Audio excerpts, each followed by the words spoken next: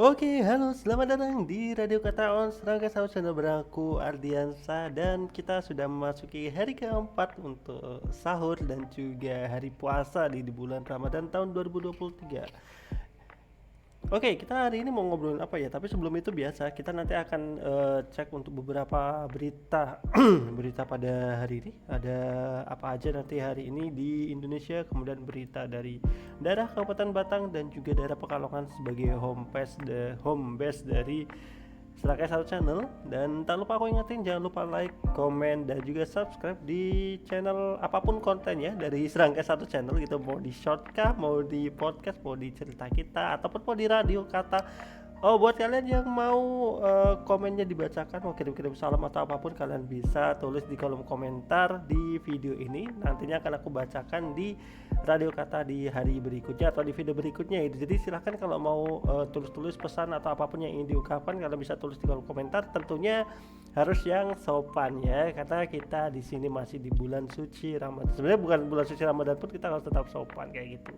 Nah, sebelumnya mungkin yang baru pertama kali dengerin Radio Kata, jadi ini ada segmen dari Serangkai Sahur Channel di mana kalian dalam 30 menit sampai 45 menit ke depan aku akan menemani kalian sahur di jam 3 waktu Indonesia bagian barat gitu. Kalian bisa mendengarkan, di lain kalian bisa mendapatkan hiburan sambil bersantap sahur. Kalian juga bisa dapat informasi-informasi dari berita-berita terkini yang ada di Indonesia ataupun di daerah Kabupaten Pekalongan dan Kabupaten Batang sesuai dengan homebase dari Serangkai Satu Channel. Nah, nanti kalian kita juga akan lihat meme-meme atau video-video lucu yang biasa kita tadi lihat di Instagram yang sudah aku siapkan gitu. Sebenarnya aku juga pengen juga sih lihat-lihat di Twitter apa yang sedang ramai, tapi Twitter itu agak rawat karena kita searching berita viral aja kadang yang muncul hal-hal yang kurang senonoh gitu. Jadi Twitter agak berbahaya dan aku emang kebetulan tidak terlalu biasa bermain Twitter, jadi kita menghindari hal-hal yang seperti itu aja. Nanti kita coba aku belajar dulu terkait Twitter, nanti kalau misalkan memang sudah bisa tahu mana ranahnya biar nggak ketemu hal seperti itu kan ribet ya kalau harus blur ataupun nge-sensor untuk kata-kata tersebut gitu. Nah, untuk hari ini kita mau ngobrolin tentang apa sih nanti? Nah, kita mau ngobrolin soal kebiasaan-kebiasaan yang hanya ada di bulan puasa Ramadan gitu, ketimbang bulan-bulan lainnya. Tapi sebelum itu kita akan mulai dari berita-berita terlebih dahulu yang ada di Indonesia. Hari ini kita tag di tanggal 24 Maret 2020 25 Maret 2023 dan ditayangkan pada hari keempat puasa di tanggal 26 Maret 2023. Oke, langsung aja dari berita pertama dari CNN Indonesia. Ini masih lanjutan dari berita sebelumnya yang mana ada penutupan patung Bunda Maria menggunakan terpal oleh sejumlah organisasi masyarakat. Nah, di sini ada berita baru dari CNN Indonesia dari Sabtu 25 Maret 2023. Koalisi Sipil kritik sikap polisi soal penutupan patung Bunda Maria. Mari kita baca sedikit terkait beritanya. Jakarta, CNN Indonesia, Jaringan Advokasi untuk Keberagaman Yogyakarta mengkritik langkah polisi yang menutup patung Bunda Maria di Rumah Doa Sasana Andi Rasa Saint Yakobus Kulon Progo. Koalisi juga mempertanyakan klaim Kapolres Kulon Progo AKBP Muharromah Fajarini yang menyebut penutupan patung dilakukan atas keinginan pemilik karena Rumah Doa Sarana Andi Rasa belum diresmikan. Koalisi menyebut dalam laporan kegiatan yang beredar, aksi penutupan yang dilakukan Polsek Lendah lantaran ada desakan ormas Islam di sekitar lokasi rumah ibadah. Kami menilai ada kejanggalan dan kontradiksi dengan isi laporan kegiatan Kapolsek Lendah. Jika benar itu merupakan kegiatan internal rumah doa, kenapa kepolisian hadir di lokasi? Jadi ini masih simpang siur ya beritanya, karena memang penutupan ini dilakukan dari pihak kepolisian yang mana ada kecurigaan ini merupakan dorongan dari salah satu organisasi masyarakat Muslim di sekitar bangunan tersebut, kurang lebih seperti itu. Nah, aku mungkin akan lebih mengingatkan ke kita bahwasanya kita harus tetap menjunjung nilai toleransi dan lain-lainnya gitu. Jadi aku harap sih dengan adanya kejadian ini juga tidak menutup wawasan kita dalam artian untuk bersosialisasi baik itu dengan sesama muslim ataupun dengan non muslim itu. Jadi kita lanjut ke berita berikutnya. Oke, berita berikutnya masih dari CNN Indonesia. Ada anak buah Mahfud ungkap 1083 aduan tambang ilegal, cuma 254 diproses. Jadi ini adalah berita terkait ini ya penambangan ilegal ya, yang mana ini biasanya terjadi banyak di daerah Kalimantan, Sumatera ataupun Sulawesi. Kalau nggak salah sih kebanyakan di Kalimantan gitu. Oke, hal tersebut disampaikan langsung oleh Asisten Deputi Koordinasi Penanganan Kejahatan Konvensional dan Kejahatan Terhadap Kekayaan Negara Kemenko Polhukam Brigjen Asep Jenal Ahmadi dalam acara Sarasehan pada Selasa 21 Maret 2023. Ini aku ketikkan deh. Asep memaparkan pada 2022 pihaknya total menerima 1083 laporan dari masyarakat terkait tambang ilegal. Laporan itu kata dia kemudian dilimpahkan kepada Mabes Polri, Kementerian ISDM, KLHK dan BKPM sesuai kewenangannya masing-masing. Akan tetapi kata dia, dari banyaknya laporan tersebut hanya 264 pengaduan saja yang bisa ditindaklanjuti oleh kementerian atau lembaga tersebut. Sebenarnya tidak lanjut dari pengaduan yang kami terima ini tergantung dari kementerian dan lembaga teknis karena mereka yang bisa menindaklanjutinya, sementara kami dari Kemenko Polhukam memiliki tugas dan fungsi melaksanakan koordinasi, sinkronisasi dan pengendalian, ujarnya dalam keterangan tertulis.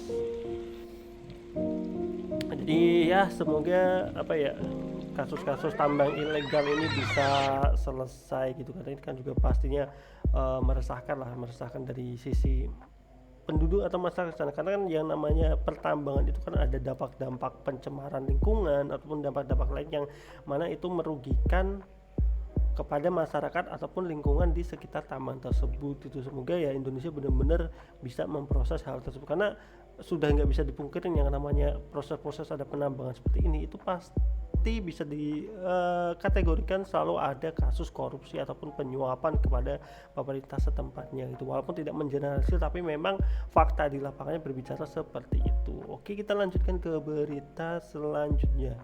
Masih dari CNN Indonesia, TNI bakal bentuk Satgas khusus 450 personel jaga pembangunan IKN itu. Nah, ini ada pembangunan ibu kota negara baru IKN di Kalimantan. Namanya masih ini kan benar Pancasila kan atau Garuda ya? Aku agak lupa. Coba kita baca beritanya. Kodam 6 Mula Warman bakal membentuk satuan tugas pengamanan ibu kota negara Nusantara. Nusantara lupa. Dengan jumlah personil 450 dari TNI Angkatan Darat dan Dim 0913 Panajam Pasar Utara. Letnan Kolonel Infantri Arfan Afandi mengatakan Satgas dibentuk khusus untuk mengamankan proses pembangunan IKN Nusantara. Nah, buat kalian yang belum tahu nih, kalau misalkan ada pembangunan baik itu, ini kita bicara pembangunan sebuah kota ya, ibu kota negara gitu. Tapi kita bicara yang lebih sempit aja, di misalnya ada pembangunan hotel ataupun ada pengecekan apa yang memang itu di wilayah tertentu, itu sering banget adanya penarikan biaya dari ormas-ormas sekitar gitu. Jadi kebetulan aku kan bekerja adalah hubungannya dengan proses-proses konstruksi ataupun pengecekan bangunan, itu sering banget kita menemukan kendala di mana banyak sekali ormas-ormas di daerah tersebut itu melakukan palak gitu, ada pungutan ilegal gitu. Makanya biasanya kalau pembangunan itu harus ada pengaman, dan pengamannya itu biasanya harus dari istilahnya organisasi masyarakat sekitar gitu yang bisa mengamankan gitu. Apalagi kalau misalnya kita bicara pendatang, misalnya kita orang Jawa, kita melakukan pembangunan di daerah katakanlah Sumatera atau Kalimantan, nah itu udah pasti kalau tidak ada pengamanan bisa ancamannya itu bisa ancaman pembunuhan, bisa ancaman-ancaman yang lain. Jadi ini salah satu bentuk upaya aja sih dari pembangunan penjagaan itu, biar tidak ada kasus mungkin pencurian material ataupun pemalakan dari organisasi masyarakat, ormas-ormas yang ada di sana, ataupun kasus-kasus yang lainnya yang dapat merugikan proses pembangunan IKN ini. Jadi kita doakan pembangunan IKN ini bisa lancar dan tidak ada korupsi di dalamnya. Semoga impian dari negara kita, karena kebetulan aku juga salah satu yang mendukung sebenarnya proses adanya perpindahan ibu kota dari Jakarta ke Nusantara ini. Karena kalau kita lihat sendiri, Jakarta memang sudah sangat padat, sudah tidak mampu gitu kalau misalkan itu dijadikan kota administrasi dan juga bisa dikatakan pusat ekonomi gitu, terlalu padat dan bahkan kondisi lingkungannya itu juga sudah rusak, penurunan tanah tiap tahunnya juga makin ambles itu di bawah permukaan air laut. Jadi memang ini ada salah satu langkah terbaik itu yang bisa dilakukan, dan semoga kedepannya kan jadi tidak Jawa sentris lagi. Ini karena sekarang kan masih sangat Jawa sentris ya, jadi kayak Jawa itu benar-benar perkembangannya maju gitu, tapi kalau kita lihat Sumatera, Kalimantan dan lain-lain itu masih lebih tertinggal daripada Jawa gitu. Jadi ini ada salah satu langkah yang bagus yang dilakukan pemerintah yang direalisasikan pada masa pemerintahan Presiden Jokowi. Kita lanjut ke berita berikutnya.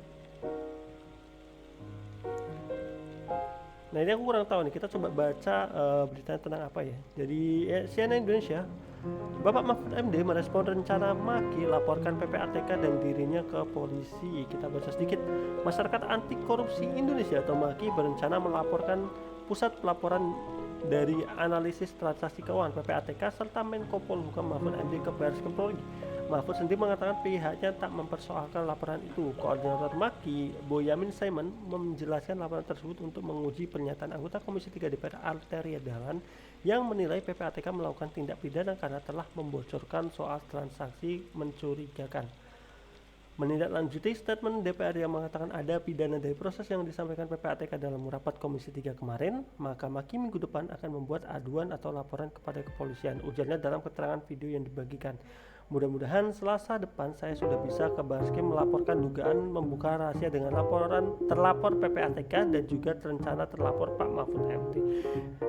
Ya semoga semuanya bisa clear, bisa transparan. Aku juga kurang paham ini sebenarnya kasusnya terkait apa gitu. Jadi ya biasa kita sebagai masyarakat biasa yang melihat panggung-panggung politik ataupun hal-hal seperti ini gitu, kita hanya bisa berdoa semoga ya semuanya bisa sesuai dengan harapan bangsa ini seperti apa gitu.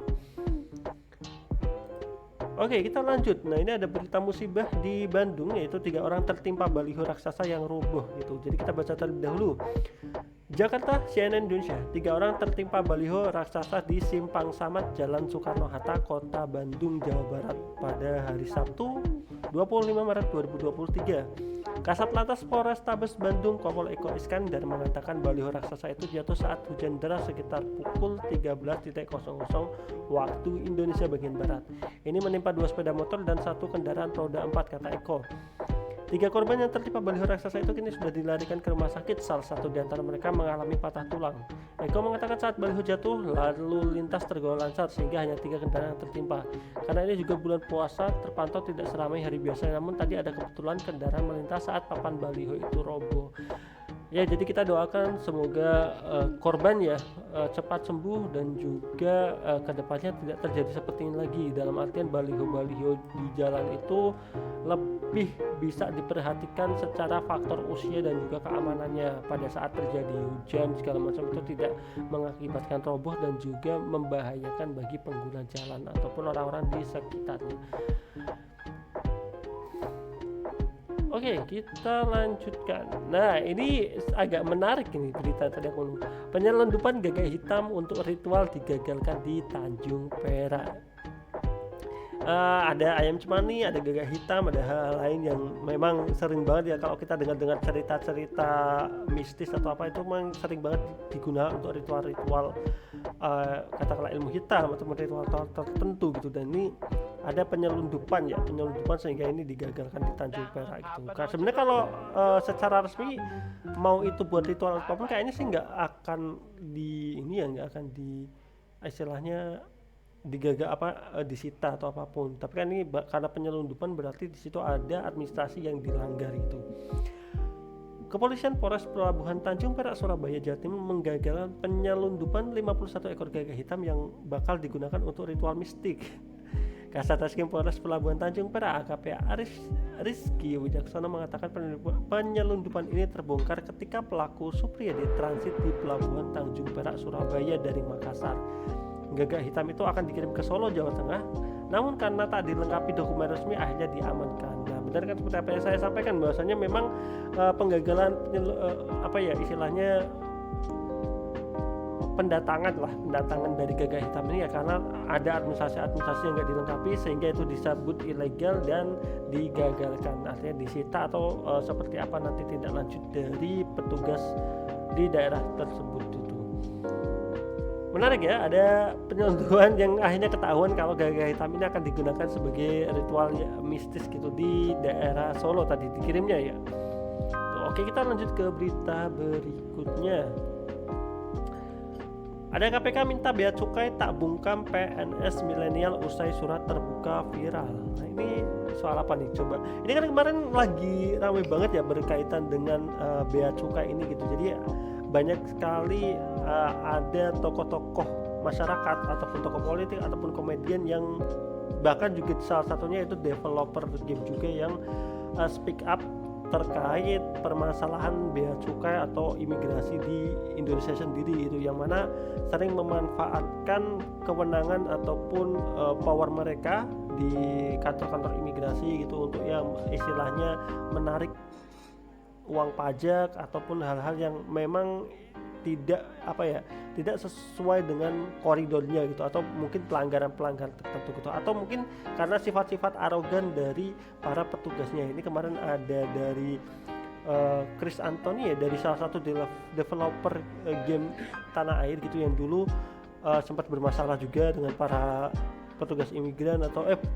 petugas bea cukai gitu. Kemudian ada Ibu Anissa Wahid kalau nggak salah ya, yang menuliskan cuitannya bahwasanya mendapatkan respon tidak enak dari para petugas imigran gitu saat dia pulang dari Malaysia atau Singapura gitu infonya, aku agak lupa baca, tapi itu memang kejadiannya sudah lama gitu. Dan tapi yang jadi masalah emang sampai sekarang pun hal-hal tersebut itu masih sering kejadian. Nah ini kita coba baca ada berita terkait dengan bea cukai. Komisi Pemberantasan Korupsi atau KPK meminta agar Direktorat Jenderal Bea dan Cukai atau DJBC Kementerian Keuangan tidak membungkam PNS terkait surat terbuka yang viral di media sosial. Aku judul belum baca nih, surat terbukanya apa ya? Nanti kita coba lihat dulu. Wakil Ketua KPK Nurul Gufron menilai pemanggilan yang dilakukan oleh Seksi Kepatuhan Internal Bea Cukai itu tidak sesuai dengan semangat whistleblowing system jika dilakukan untuk menyalahkan PNS Bea Cukai milenial. KPK berharap tindakan unit kepatuhan internal Kemenku tersebut bertujuan untuk mencari dan menentukan kebenaran dari apa yang disampaikan oleh insan yang menamakan diri bea cukai milenial tersebut. KPK berharap tidak sebaliknya untuk membungkam atau bahkan menghukum mereka yang menyampaikan apapun dugaan penyimpangan yang terjadi di internal bea cukai. Oke, jadi kalau yang aku tangkap ini ada beberapa orang yang terkelompok menyebutnya sebagai kaum bea cukai milenial ini mengeluarkan statement-statement yang menjurus pada pelanggaran-pelanggaran yang terjadi di wilayah pekerjaannya bea cukai gitu, dan mana akhirnya merespon dari surat terbuka tersebut mereka ini dipanggil gitu dari para istilahnya kayak seksi disiplinnya lah di bea cukai, mungkin entah mendapatkan hukuman atau pemeriksaan lebih lanjut, sehingga ini mendapat salah satu peringatan atau teguran dari KPK untuk tidak melakukan hal itu gitu, karena kan ini yang dibuka adalah memang beberapa keburukan-keburukan yang mungkin terjadi di daerah bea cukai sendiri gitu. Makanya semangatnya harusnya bukan kemudian mereka diinterogasi atau apapun, tapi lebih kepada mari kita sama-sama untuk menelusuri gitu, apakah memang hal tersebut terjadi dan apa upaya agar bea cukai ini menjadi lebih bagus lagi ke depannya gitu ya.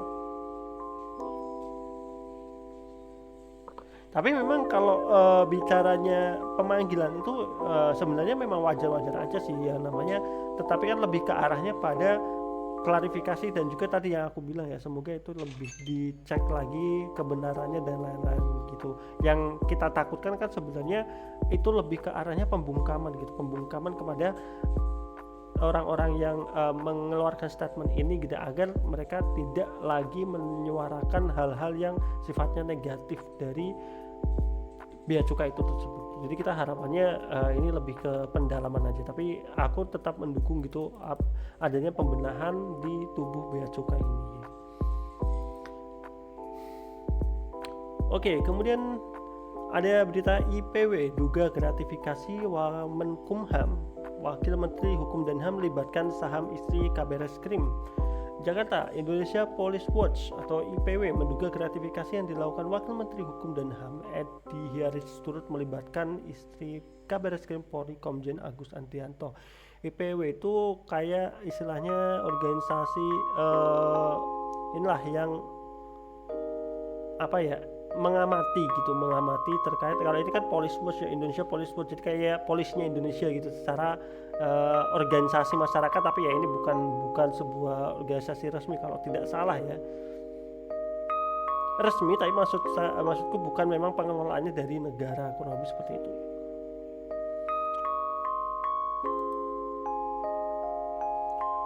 Nah, ini dari detiknews.com. Kediri berbudaya resmi jadi destination branding yang baru. Kediri berbudaya. Kalau dulu apa ya slogan Kediri sebelum jadi Kediri berbudaya? Aku juga bingung ngebatak Kediri ini yang baru ya, Kediri berbudaya. Kita coba cari terlebih dahulu. Kalau dulu ke slogan Kediri dulu atau lama gitu ya. Ini ngomong-ngomong, maaf sekali nih internetnya rada-rada emang.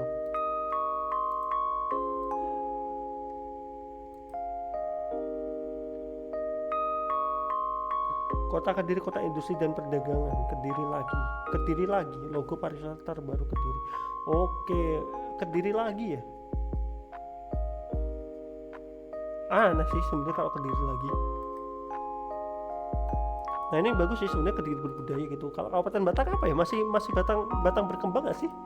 Slogan Kabupaten Batak aku lupa ya. Slogan Kabupaten Batang berkembang sebenarnya unik sih gitu, cuman maksudku berkembang mulu. Oh udah enggak ya, aku udah lupa. Kalau tagline-nya udah ganti menjadi Heaven of Asia. Ini aku pernah ingat aku bikin apa ya terkait ini gitu. Aku sempat menuliskan tagline ini soalnya Heaven of Asia ini gitu. Mungkin salah satu di videoku kali ya, di 1/2 ya.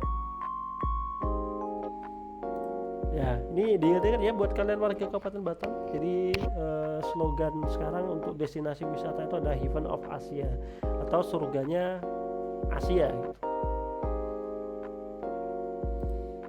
Ya, ini kalau Kediri berbudaya resmi jadi destinasi branding yang baru. Ini mungkin akan lebih banyak mengangkat terkait kebudayaan, mereka lebih pada unsur budayanya, kearifan lokal gitu, sesuatu yang bagus lah. Ya silakan kalau mau berwisata ke Kediri. Nah ini masih bea cukai lagi nih, yaitu ada viral nih mobil Alphard dan mobil bea cukai masuk ke apron bandara gitu ya. Ya sekali lagi ya, bea cukai ini memang lagi disoroti sama masyarakat juga, karena ya ini salah satu juga kasus-kasus seperti ini gitu. Nah di sini kelihatan nih viral di media sosial, terlihat pemandangan di apron bandara. Di kawasan apron itu terlihat mobil Toyota Alphard hitam dan mobil bea cukai. Muatan mobil bea cukai terlihat penuh dengan barang. Jadi kita coba lihat apakah dapat. Detik.com mendapatkan izin dari Peter F. Gonta untuk mengutip sorotan tersebut tanggapan layar unggahan medsos. Peter mendengar kabar Alphard itu ada mobil layanan bandara, namun dia tidak percaya soalnya mobil layanan bandara ada Toyota Hiace. Dia menduga mobil Alphard itu adalah mobil pejabat. Ini pasti pejabat, lihat aja ada ajudan pakai baju putih pakai ransel. Ya intinya hal-hal seperti ini memang apa ya, sering banget lah dalam artian penyelewengan yang terjadi itu ya, dengan istilah jabatan dan lain-lain, sehingga menggunakan kekuasaannya untuk hal-hal yang memang itu melanggar secara aturan gitu. Semoga bea cukai makin berbenah lagi dan juga para pejabat-pejabat kita ya.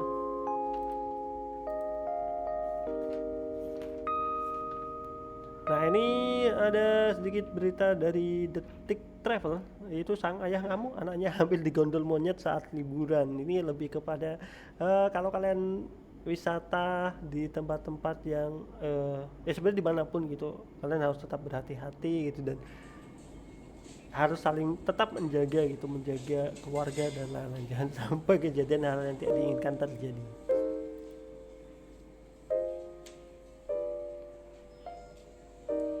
Nah ini ada berita dari Wonopringgo, Kabupaten Pekalongan.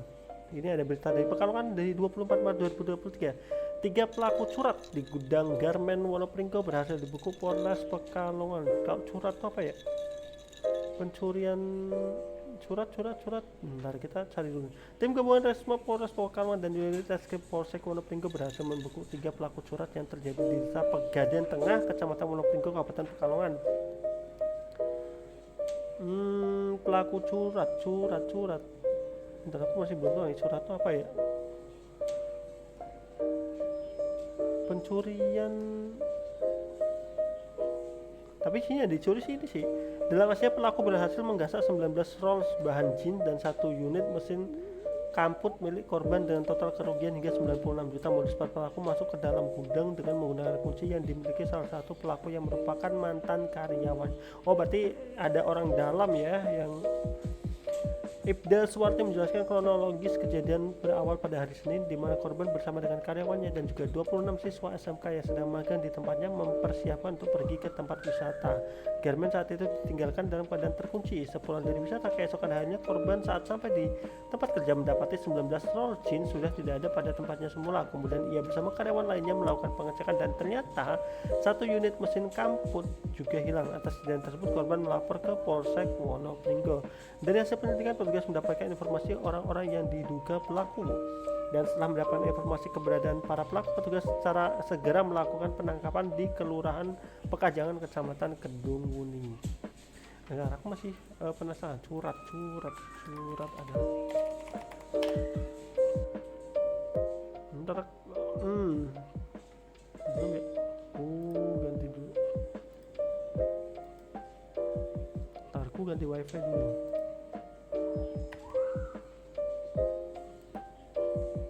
Pencurian dengan pemberatan.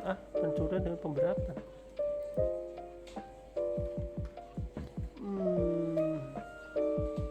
Oh, pencurian berat. Maksudnya pencurian alat berat gitu. Ya itulah. Dan ini ada ketiga pelakunya ya.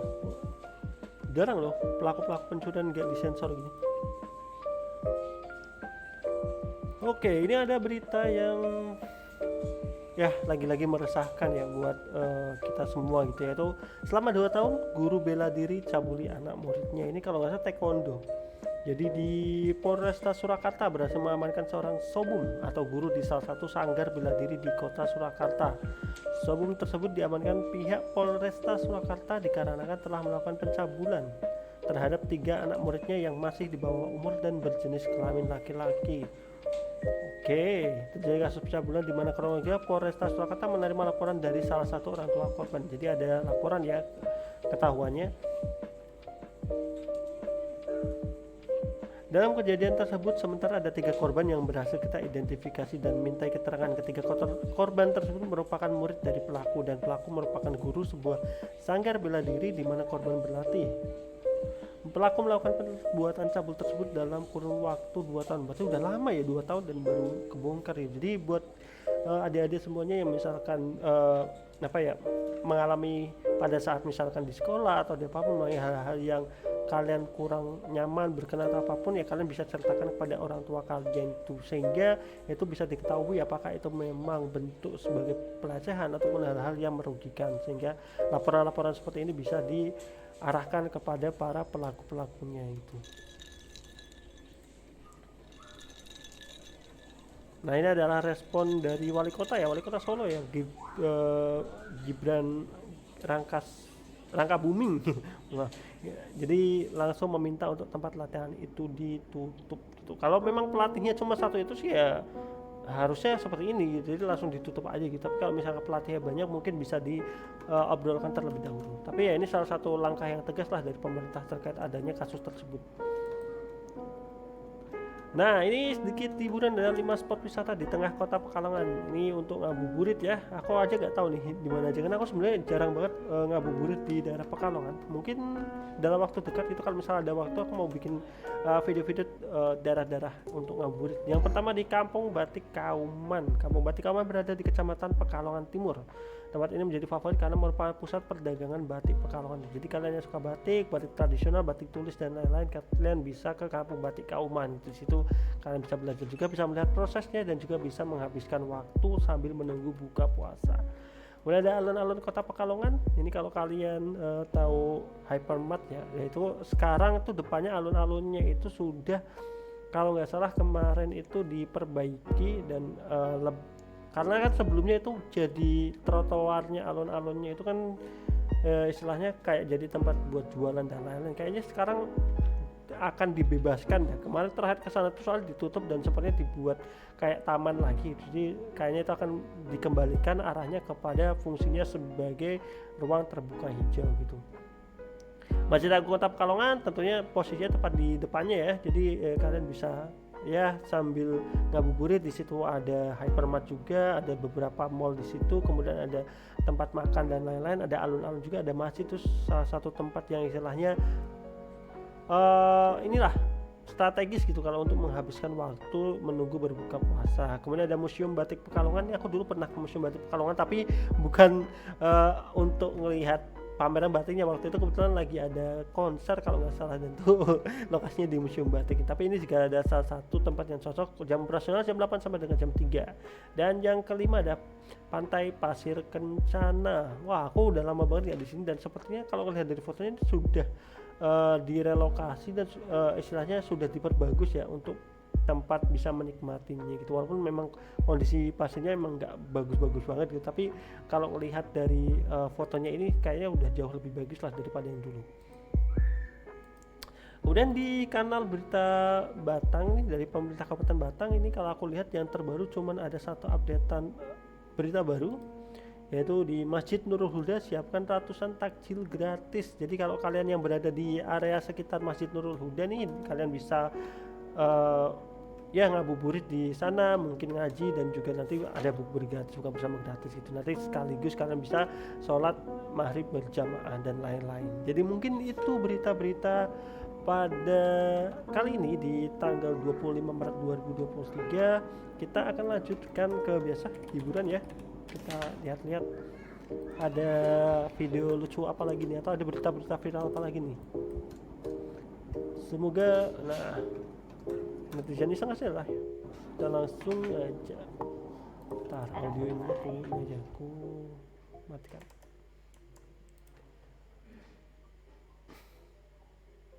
Oke, seperti biasa kita mulai dengan musik senam.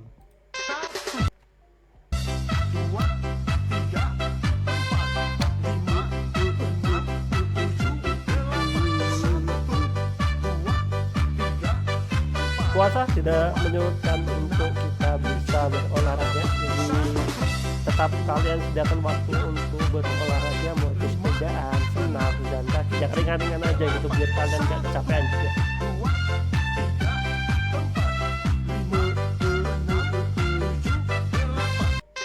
Oke.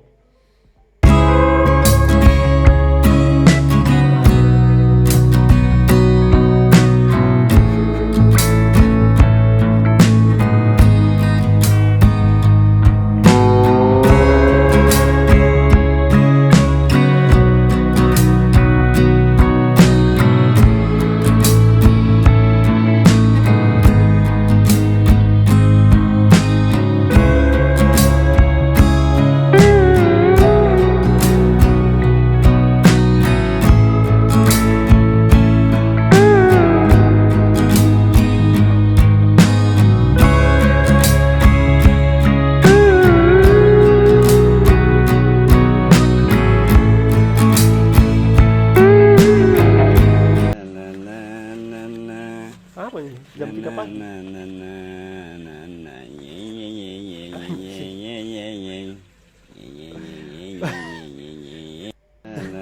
Pangkas rambut jam 3 pagi. Mungkin untuk beberapa ya karena bulan puasa ya mendukung aja kali ya untuk pangkas rambut buka jam 3 pagi kan sambil sahur dan lain-lain. Mungkin lagi pasar. Kejar target mau lebaran. Oh ya, tapi kalau pangkas rambut tuh kalau apa ya menjelang lebaran tuh penuh banget. Aku paling males sih antri tempat-tempat pangkas rambut, kayaknya kan foto udah segera dah biar kalau nanti makin mendekat tuh makin ramai makin antri, jadi suka penuh gitu tempat potong rambutnya. Apa?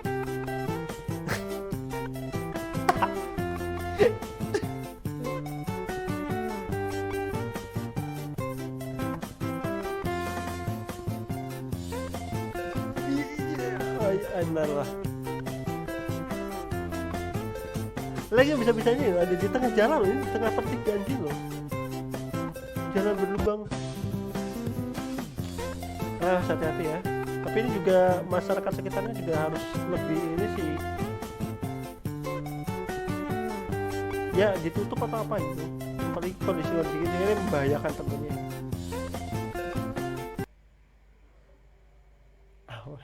Kisah pemulung korban tabrak lari yang keguguran endingnya bikin nangis. Aduh, panjang, skip dulu dah. Apa nih? Adegan berbahaya.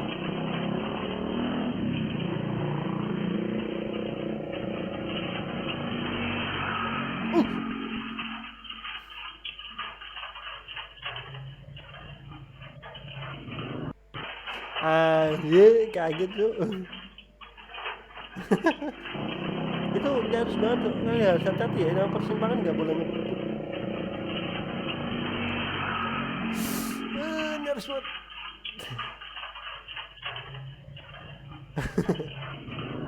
Mereka mencabut nyawa baru berhenti sudah duduk lagi. Kapan?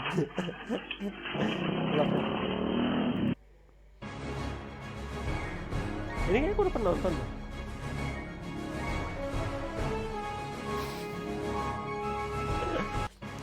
Bisa-bisa dari atas coba. Wah, arep apa yo? Alah.